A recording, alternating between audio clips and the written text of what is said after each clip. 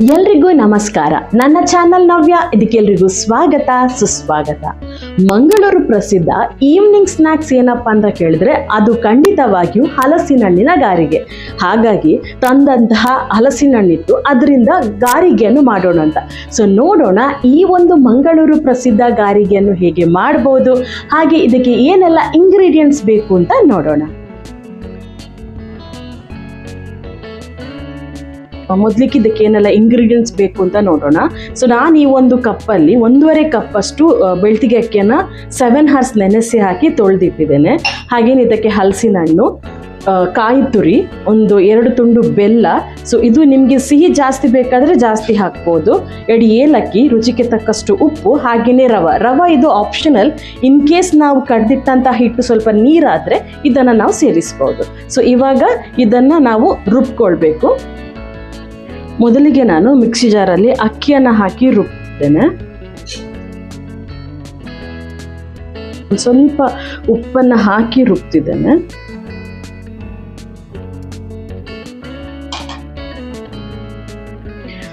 ಇದನ್ನು ಕಡಿಬೇಕಾದ್ರೆ ಒಂದು ಸ್ವಲ್ಪ ನೀರು ಹಾಕಿ ನಾನು ಇದನ್ನು ರುಬ್ತಿದ್ದೇನೆ. ಯಾಕಂದರೆ ಇದು ಹಿಟ್ಟಿನಾದ ಸ್ವಲ್ಪ ದಪ್ಪ ಬರಬೇಕು, ಹಾಗಾಗಿ ಸ್ವಲ್ಪ ನೀರು ಹಾಕಿ ರುಬ್ಕೊಳ್ತಿದ್ದೇನೆ. ಅಕ್ಕಿ ರುಬ್ಬಿ ಆಗಿದೆ, ಇಷ್ಟು ಹದ ಬಂದಿದೆ.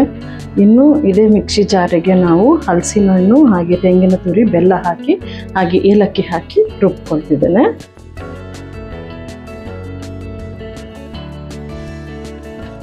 ಇದು ನೀರು ಹಾಕೋದೇನು ಬೇಡ, ಹಾಗೆ ಇದನ್ನು ರುಬ್ಕೊಳ್ತಿದ್ದೇನೆ. ಸೊ ಇಲ್ಲಿ ಹಲಸಿನ ಹಣ್ಣನ್ನು ಕೂಡ ರುಬ್ಬಿ ಆಗಿದೆ, ಹಲಸಿನ ಹಣ್ಣು, ತೆಂಗಿನ ತುರಿ, ಬೆಲ್ಲ. ಸೊ ಇದನ್ನು ನಾವೀಗ ಕಡ್ದಿಟ್ಟಂಥ ಅಕ್ಕಿ ಹಿಟ್ಟಿಗೆ ಹಾಕಿ ಮಿಕ್ಸ್ ಮಾಡ್ಕೊಳ್ತಿದ್ದೇನೆ.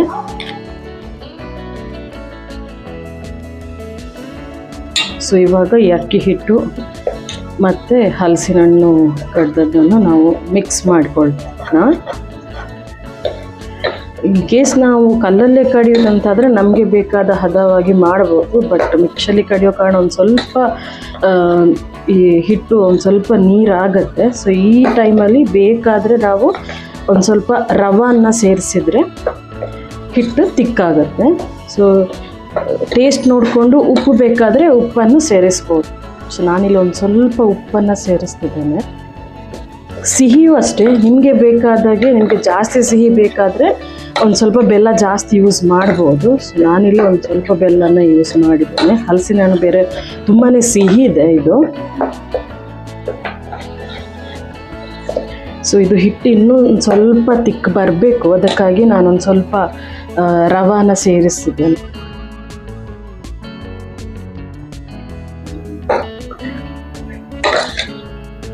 ಇಷ್ಟು ಹದ ಬಂದಿದೆ, ಇಷ್ಟು ಬಂದರೆ ಸಾಕು, ಇಷ್ಟು ತಿಕ್ಕು ಬಂದರೆ ಸಾಕು. ಸೊ ಇಲ್ಲಿಗೆ ಹಿಟ್ಟು ರೆಡಿಯಾಗಿದೆ. ಇನ್ನು ಎಣ್ಣೆ ಕಾಯಿಸ್ಲಿಕ್ಕೆ ಇಟ್ಟು ಇದನ್ನು ಎಣ್ಣೆಯಲ್ಲಿ ಫ್ರೈ ಮಾಡಬೇಕು. ಫ್ರೈ ಮಾಡಲು ಎಣ್ಣೆಯನ್ನು ಬಿಸಿ ಮಾಡ್ತಿದ್ದೇನೆ. ಸೊ ಬಾಣಲೆಯಲ್ಲಿ ಎಣ್ಣೆಯನ್ನು ತಗೊಳ್ತಿದ್ದೇನೆ. ಆಲ್ಮೋಸ್ಟ್ ಒಂದು 1/2 ಲೀಟ್ರ್ ಎಣ್ಣೆಯನ್ನು ಇಲ್ಲಿ ಯೂಸ್ ಮಾಡ್ತಾ ಇದ್ದೇನೆ. ಸೊ ಇದು ಕಾದ ನಂತರ ನಾವು ಮಾಡಿಟ್ಟಂಥ ಹಿಟ್ಟನ್ನು ಇದಕ್ಕೆ ಹಾಕಬೇಕು. ಸಿಂಪಲ್ಲಾಗಿ ಈ ಒಂದು ಸ್ನ್ಯಾಕ್ಸನ್ನು ನಾವು ಮಾಡ್ಬೋದು ಈವ್ನಿಂಗ್ ಟೈಮ್. ಎಣ್ಣೆ ಕಾದಿದೆ. ಸೊ ಇವಾಗ ಒಂದು ಚಿಕ್ಕ ಚಿಕ್ಕ ಉಂಡೆ ಥರ ಇದನ್ನು ನಾನು ಎಣ್ಣೆಗೆ ಹಾಕ್ತಾ ಇದ್ದೇನೆ.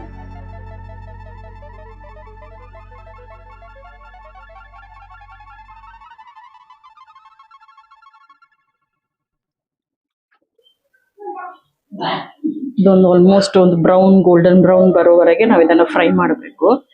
ಒಂದು ಸ್ವಲ್ಪ ಹೈ ಫ್ಲೇಮಲ್ಲಿದೆ. ಇದು ಕರೆಕ್ಟಾಗಿ ಕಾದ ನಂತರ ಒಂದು ಸ್ವಲ್ಪ ಲೋ ಫ್ಲೇಮಲ್ಲಿ ಇಟ್ಟು ಇದನ್ನು ಕಾಯಿಸ್ಬೇಕು. ಈ ಸ್ನ್ಯಾಕ್ಸ್ ಹೊರಗಡೆ ಗರಿ ಗರಿಯಾಗಿ, ಒಳಗಡೆ ಸ್ಮೂತ್ ಆಗಿರುತ್ತೆ. ಮಳೆ ಬರೋ ಟೈಮಲ್ಲಿ ಅಂತ ಇದು ಚೆನ್ನಾಗಿರುತ್ತೆ. ಕಾಫಿ ಜೊತೆ, ಟೀ ಜೊತೆ ಈ ಸ್ನ್ಯಾಕ್ಸ್ ಅಂತೂ ತುಂಬಾ ಚೆನ್ನಾಗಿರುತ್ತೆ. ಖಂಡಿತವಾಗಿ ನೀವು ನಿಮ್ಮ ಮನೇಲಿ ಟ್ರೈ ಮಾಡಿ. ಮಂಗಳೂರಲ್ಲಂತೂ ಇದು ತುಂಬಾ ಫೇಮಸ್. ಜಾಕ್ ಫ್ರೂಟ್ ಸೀಸನ್ ಇರಬೇಕಾದ್ರೆ ಎಲ್ಲರ ಮನೇಲಿ ಇದನ್ನಂತೂ ಮಾಡೇ ಮಾಡ್ತಾರೆ. ಆಲ್ಮೋಸ್ಟ್ ಕಲರ್ ಚೇಂಜ್ ಆಗ್ತದೆ. ಇವಾಗ ಒಂದು ಸ್ವಲ್ಪ ಲೋ ಫ್ಲೇಮಲ್ಲಿ ಇಟ್ಟು ಇದನ್ನು ಕಾಯಿಸ್ತಿದ್ದೇನೆ.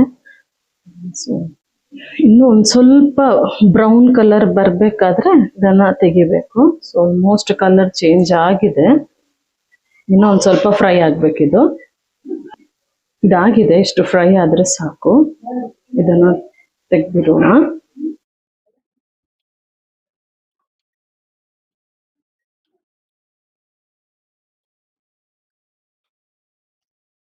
ಬಿಸಿ ಬಿಸಿಯಾದ ಹಲಸಿನ ಹಣ್ಣ ಗಾರಿಗೆ ರೆಡಿ ಆಗಿದೆ. ನೀವು ನಿಮ್ಮ ಮನೆಯಲ್ಲಿ ಟ್ರೈ ಮಾಡಿ ಅಂತ ಹೇಳ್ತಾ, ಈ ಒಂದು ವಿಡಿಯೋ ನಿಮಗೆ ಇಷ್ಟವಾದಲ್ಲಿ ಲೈಕ್ ಮಾಡಿ, ಶೇರ್ ಮಾಡಿ, ಕಮೆಂಟ್ ಮಾಡಿ, ಹಾಗೆ ನನ್ನ ಚಾನಲ್ ಅನ್ನ ಸಬ್ಸ್ಕ್ರೈಬ್ ಮಾಡಿ ಅಂತ ಹೇಳ್ತಾ ಮತ್ತೆ ಸಿಗ್ತಾ ಇರುವ ವಂದನೆಗಳು.